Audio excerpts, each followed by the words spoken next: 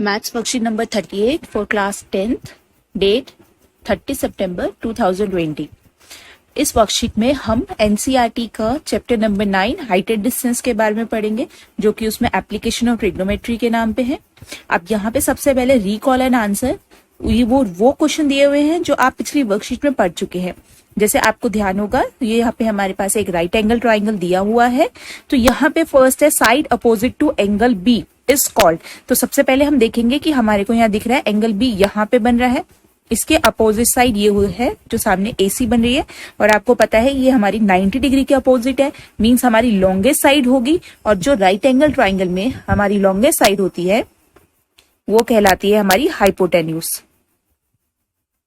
तो फर्स्ट का आंसर हो गया हाइपोटेन्यूज। इसी तरह जो सेकंड है the side adjacent to angle C, तो आप देख पा रहे हैं एंगल सी यहाँ पे बना है, एडजेसेंट मतलब उससे जुड़ी हुई, यानी कि बीसी हो गई साइड, और ये हमारी कहलाएगी base. Last is third the side opposite to angle C. अब side opposite to angle C के लिए फिर से हम एक एरो बना लेते हैं कि इसके सामने कौन सी साइड आ रही है।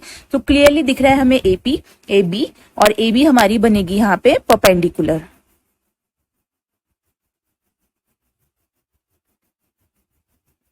हमारी ये साइड बन गई परपेंडिकुलर, यानी कि जो हमारी 90 डिग्री का एंगल बना रही थी।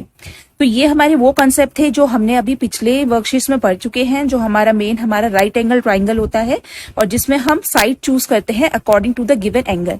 अब आपने बहुत देखा है, इसमें हमारे पास बहुत तरह के एग्जाम्पल्स होते हैं हमारे डेली लाइफ में, जहां पे हम देखते हैं कि हमारे पास राइट एंगल ट्राइंगल बन रहा है। जैसे कि यहाँ पे भी हमें कुछ एग्जाम्पल्स दिए हुए हैं। सबसे पहले अगर आप देखेंगे यहाँ पे हमारा एग्जाम्पल 1 जो दिया हुआ है, उसमें यहाँ पे दिख रहा है हमारे पास एक लेडर है। लेडर हमारी वॉल के अगेंस्ट खड़ी है। तो यहाँ पे अगर हम वॉल और लेडर की बात करें तो ये मिलके एक राइट एंगल ट्राइंगल बना रहे हैं।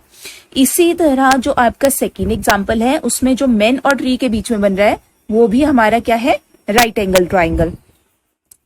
तो 2 एग्जाम्पल और दिए हुए हैं हमें। नीचे अगर आप जाएंगे तो देखेंगे, जैसे थर्ड में एक शिप है और एक लाइट हाउस है, उसके बीच में भी आप ध्यान से देखेंगे तो हमारा एक राइट एंगल ट्राइंगल बन रहा है। और जो फोर्थ फिगर है उसमें शिप और ऊपर जो मैन हमारा है यहाँ पे, उसके बीच में अगर दोनों शिप्स के बीच में देखेंगे तो हमारे दोनों ही राइट एंगल ट्राइंगल बन रहे हैं। तो ऐसे बहुत सारे एग्जांपल्स होते हैं डेली लाइफ में जहां पे हम देखते हैं कि हमारे पास राइट एंगल ट्राइंगल फॉर्म हो रहे हैं किसी ऑब्जेक्ट या किसी भी, आप कह सकते हैं मैन या कोई भी दूसरा ऑब्जेक्ट होता है। तो ऐसे ही जब राइट एंगल ट्राइंगल फॉर्म होते हैं तो आपको जैसे नेम ही सजेस्ट कर रहा है हमारे पास कि यहाँ पे हमारा है राइट एंगल ट्राइंगल, मींस वहां पे हमारा 90 डिग्री का तो बनेगा ही बनेगा। अब यहाँ पे क्या कंडीशंस आ जाती हैं कि हमारे पास 2 तरह के एंगल और फॉर्म होते हैं जब हमारे इस तरह के केसेस आते हैं, जो अभी हमने ऊपर डिस्कस किए। जैसे यहाँ पे पहला केस है, अगर आप देखेंगे यहाँ पे फर्स्ट में लिखा हुआ है angle of elevation and angle of depression. यहाँ पे जो फर्स्ट केस है हमारे पास, वहां पे एक बॉय है जो कि एक काइट को देख रहा है जो ऊपर हवा में है, फ्लाई कर रही है। तो आप बहुत क्लियरली देख पा रहे हैं यहाँ पे जो हमारा एंगल बन रहा है वो 2 लाइंस के बीच में बन रहा है। एक हमारी है लाइन ऑफ साइट जो हमारी आई से निकलेगी और उस ऑब्जेक्ट तक जा रही है, जो कि हमारा उन दोनों का आप कह सकते हैं कॉन्टेक्ट कर रहे हैं। दूसरा एक होता है हमारा हॉरिजॉन्टल लाइन, मतलब हॉरिजॉन्टल लेवल पे जो हमारी लाइन बनी। तो इन दोनों लाइन के बीच में एक एंगल बना हमारा, यही हमारा कहलाता है एंगल ऑफ एलिवेशन। जो दूसरा होता है हमारा एंगल ऑफ डिप्रेशन, उसमें भी सेम कंडीशन होती है, एक हमारी हॉरिजॉन्टल लाइन होती है, दूसरा हमारी लाइन ऑफ साइट होती है। पर यहाँ पे मेन इन दोनों एंगल में डिफरेंस क्या है? डिफरेंस ये है कि अगर आप ध्यान से देखें, यहाँ पे एक वर्ड यूज किया हुआ है अपवर्ड डायरेक्शन और यहाँ पे डाउनवर्ड। यहाँ पे जो हमारी फर्स्ट फिगर है, इसमें जो भी हमारा ऑब्जेक्ट होगा जिसको हम देख के एंगल बना रहे हैं, वो हमेशा हमारा अपवर्ड डायरेक्शन बनेगा, मतलब ऊपर की तरफ बनेगा। तो यहाँ पे आप देख पा रहे हैं ये ऑब्जेक्ट ऊपर है तो एंगल भी ऊपर की डायरेक्शन में बन रहा है। और जो सेकंड होता है हमारा एंगल ऑफ डिप्रेशन, उसमें जो हमारा ऑब्जेक्ट होता है वो हमारे हॉरिजॉन्टल लाइन के नीचे की तरफ होता है, मींस डाउनवर्ड में होता है। तो यहाँ पे जो एंगल बनेगा वो हमारा नीचे की तरफ बन रहा है।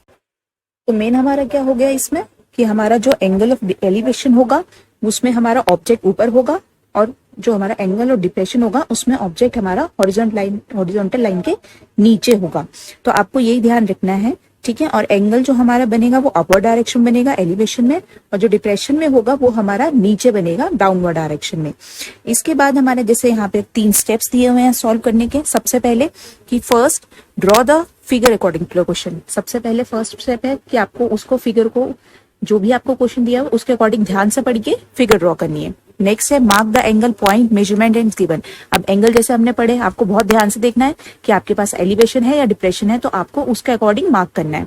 Last is use the perpendicular ratio sine cos tan. अब आप उसमें देखेंगे आपको क्या निकालना है, आपको परपेंडिकुलर निकालना है, हाइपोटेन्यूज निकालना है या बेस निकालना है, वो अकॉर्डिंग टू फिगर आप सेलेक्ट करेंगे और उसके बाद देखेंगे कि आपको क्या निकालना है, कैसे निकालना है। अब इसी बेस पे हमारे 3 क्वेश्चन दिए हैं। First, write to difference between angle of elevation and depression. तो यहाँ पे आप क्या कर सकते हैं कि आप एक लाइन बना लीजिए पहले, और यहाँ पे हम ले लेते हैं डिप्रेशन। अब फर्स्ट हम अकॉर्डिंग टू ऑब्जेक्ट ले लेते हैं कि हमारा ऑब्जेक्ट के बेस पे क्या होता है। ऑब्जेक्ट यहाँ पे होगा हमारा अपवर्ड डायरेक्शन में, और यहाँ पे हो जाएगा हमारा डाउनवर्ड डायरेक्शन, जैसे कि अभी हमने डिस्कस किया। नेक्स्ट हम अकॉर्डिंग टू एंगल ले लेते हैं कि क्या डिफरेंस होता है। एंगल यहाँ पे क्या होगा, अबव हॉरिजॉन्टल लाइन,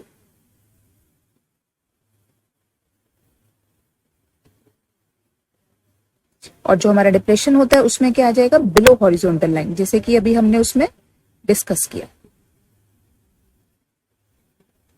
तो ये हमारे 2 पॉइंट हो गए कि हम ऑब्जेक्ट और एंगल के बेस पे कैसे डिफरेंशिएट करते हैं हमारे जो हमारे एलिवेशन और डिप्रेशन बनता है एंगल। अब next question, name angle form between the tower and the ship as shown in the figure image 3। तो हम देखते हैं कि हमारी इमेज 3 में क्या फिगर बन रही थी। तो ये हमारी इमेज 3 है, बहुत क्लियर है। अगर आप हॉरिजॉन्टल लाइन या फिर हम हॉरिजॉन्टल लेवल चेक करेंगे तो दिख रहा है जो हमारा एंगल बन रहा है वो अबव बन रहा है, ऊपर की तरफ बन रहा है, या अपवर्ड डायरेक्शन कह सकते हैं। तो क्लियर है कि ये हमारा एंगल ऑफ एलिवेशन बनेगा। तो क्वेश्चन नंबर 2 में हमारा जो आंसर आएगा that is angle of elevation. तो बहुत सिंपल क्वेश्चन था।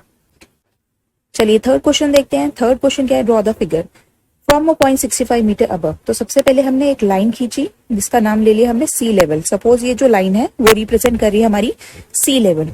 अब इसने बोला है from a point 65 meter above sea level. तो सपोज यहाँ पे कोई पॉइंट है ए जो कि यहाँ से 65 मीटर अबव है। ये एलिवेशन ऑफ क्लाउड, क्लाउड आपको पता है कि ऊपर होगा तो ये ऐसे ही बनेगा। फिर हम इसमें हॉरिजॉन्टल लाइन बनाते हैं, इन दोनों के बीच में एंगल जो बन रहा है वो है हमारा beta. And the angle of depression, अब डिप्रेशन की बात है, ये हमारी हॉरिजॉन्टल लाइन, ये वाली हमारी लाइन थी। डिप्रेशन हॉरिजॉन्टल लाइन यानी कि हॉरिजॉन्टल लेवल के नीचे बनता है। तो अब ये एंगल नीचे की तरफ बनेगा, पर कहाँ बनेगा ध्यान से देखिए। उसने बोला इट्स शेडो, तो समवेयर उसकी शेडो पानी में कुछ सपोज यहाँ बन रही है। तो जब उसकी शेडो को देखा गया तो एक एंगल ऑफ डिप्रेशन बना जो कि है हमारा अल्फा। नेक्स्ट उसने बोला the height of cloud is 500 meter, 518। तो यहाँ पे जो हमारा हाइट ऑफ क्लाउड है वो उसने दिया 518 मीटर। अब इसको हम ज्वाइन कर देते हैं ताकि हमारा क्लियर हो जाए कि एंगल ऑफ एलिवेशन क्या बन रहा है। तो ये फिगर है हमारी इस क्वेश्चन की थर्ड फिगर में। तो आपको बहुत ध्यान से पढ़ना है और फिगर बनानी है।